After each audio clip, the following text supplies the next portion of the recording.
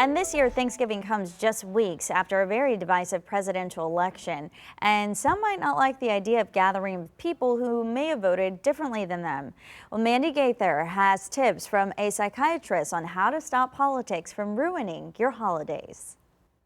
U.S. voters have spoken, and whether your candidate won or not, the holidays are happening. If you know that there are differences amongst family members or you're worried about these tough conversations coming up, I think it's really important to be able to have a conversation in advance. Psychiatrist Dr. Nicole Tarui with El Camino Health says after an emotional election, Americans need quality time with loved ones. So she says not to let politics stop you from getting together. There's a deep brain structure called the amygdala that's responsible for fear and anxiety.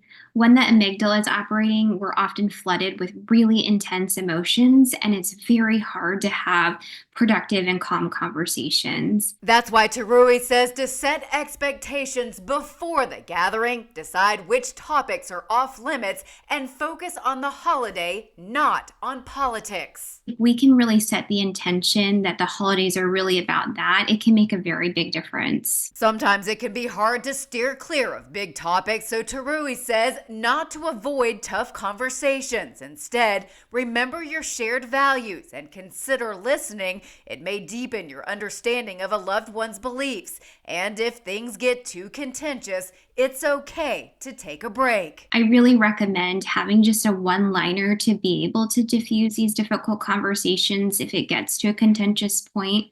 An example of something you might be able to say is, I really respect your opinion on this matter, and we're going to have to agree to disagree. For Health Minute, I'm Mandy Gaither.